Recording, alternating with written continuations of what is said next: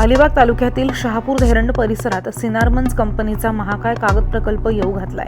या कारखान्यासाठी अद्याप भूसंपादन पूर्ण झालेलं नसताना पाण्याची पाईपलाईन टाकण्यासाठी 356 कोटींच्या निविदा काढण्यात आल्या आहेत। आणि विशेष म्हणजे ज्या शेतकऱ्यांच्या जमिनीतनं ह्या पाईपलाईन जाणार आहेत त्या शेतकऱ्यांना अजिबात विश्वासात घेण्यात आलेलं नाहीये। शेतकऱ्यांना देशोधडीला लावून उद्योगांना पायघड्या घालणाऱ्या ह्या प्रकरणात राज्याच्या उद्योग मंत्रालयाची भूमिका संशयास्पद आहे आणि या विरोधात शेतकरी संघटना खारेपाट विभागाचे अध्यक्ष तथा शिवसेनेचे जिल्हा प्रमुख राजाभाई केणी यांच्या नेतृत्वात 15 मेला अलिबागमधील MIDC कार्यालयावरती धडक देणार आहे। याबाबत खारेपाटातील शेतकऱ्यांना योग्य मोबदला आणि विकसित भूखंड मिळण्यासाठी राजाभाई केणींनी पत्रकार परिषद घेऊन राज्यकर्त्यांना इशाराही दिलाय।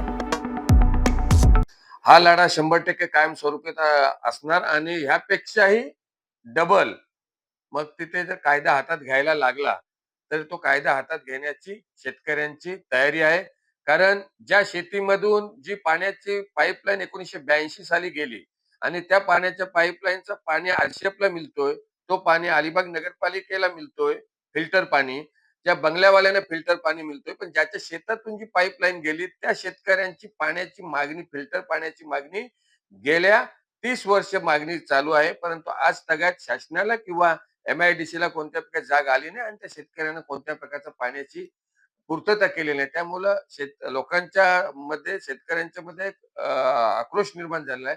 त्यामुळे कुठल्याही क्षणी कधी काही होऊ शकतो।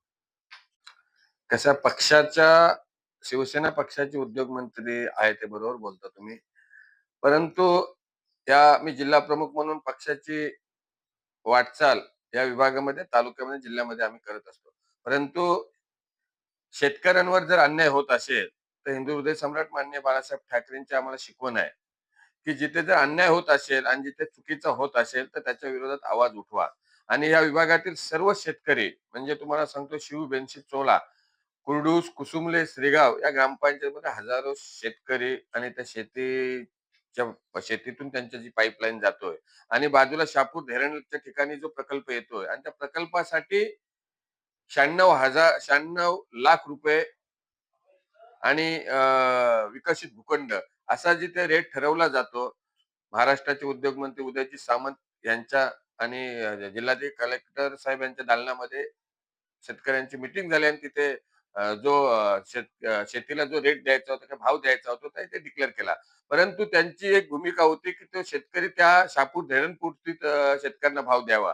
परंतु त्या प्रकल्पासाठी जी पाण्याची जलवाहिनी ज्या आमच्या भागातील शेतकऱ्यांच्या शेतीतून जाणार आहे, आमची मागणी हीच आहे की जो भाव तुम्ही त्या शेतकऱ्यांना द्याल तोच भाव आम्हाला आमच्या या विभागातल्या शेतकऱ्यांना सुद्धा तोच भाव मिळायला पाहिजे आणि तोच विकसित भूखंड तुम्ही तिकडे देणार आहात तो सुद्धा आमच्या शेतकऱ्यांना मिळाला पाहिजे। आणि इथे काय पक्षाचा किंवा राजकारणाचा प्रश्न नाही, आम्ही शेतकऱ्यांचे आहोत, आम्ही शेतकऱ्यांची बाजूने आम्ही लढणार आहोत। कारण आयुष्यभर आम्ही शेतकऱ्यांची इकडले सर्व जनता आहे वेट्याकुटीला आलेला आहे। MIDC ला पिकती जमीन हे MIDC ला कवडीच्या मोलांनी दिलेले आहे, ते काय त्यांना काय त्याचे काही पैसे पण मिळालेले नाहीत। त्यामुळे जो भाव आहे तो त्या शेतकऱ्यांना मिळायला पाहिजे। न पेक्षा जे काय आता टेंडर काढले ते टेंडर ते कॅन्सल करावे आणि याच्या पुढे तर आम्ही जोपर्यंत शेतकऱ्यांना भाव मिळत नाही तोपर्यंत आम्ही इथे काम चालू करून देणार नाही। स्थानिक आमदार आमचे नेते महेंद्र शेठ दळवे यांच्या बरोबर आम्ही चर्चा अगोदर केलेली होती। कारण उद्योग मंत्र्यांच्या सोबत सुद्धा जो शहापूर धैरणचा विषय चालू होता त्यावेळेला सुद्धा आम्ही ह्या शेतकऱ्यांचा विषय उद्योग मंत्र्यांचे जे कोण सचिव होते किंवा MIDC चे जे अधिकारी होते यांच्या बरोबर सुद्धा आम्ही चर्चा केली होती की ज्या प्रकल्पासाठी तुम्ही जो रेट देणार आहात तोच रेट आमच्या इथून जी पाईपलाईन जी येणार आहे त्यांना सुद्धा तो रेट मिळाला पाहिजे। आमदार महेंद्र शेठ दळवे यांना सुद्धा आम्ही सांगितलं होतं आणि त्यांनी सुद्धा प्रामाणिकपणे तो रेट ह्या शेतकऱ्यांना मिळेल यासाठी काही प्रयत्न केला। परंतु आज तक तो डिले का झाला हा मोठा संशोधनाचा विषय आहे आणि त्यासाठी आज आम्ही वाट बघितली आणि लोकांचा आता उद्रेक व्हायला लागला। त्यामुळे आज आम्ही हा जो निर्णय घेतला आणि 15 तारखेच्या आत जर शासनाने किंवा MIDC जर काय याच्यावर तोडगा काढला नाही किंवा या शेतकऱ्यांबरोबर जर बैठक झाली नाही किंवा याच्या मागण्यांच्या बाबतीत विचार विनिमय केला नाही तर 15 तारखेला अलिबागच्या MIDC कार्यालयावर हजारोच्या संख्येने शेतकऱ्यांचा जन आक्रोश मोर्चा काढला जाईल।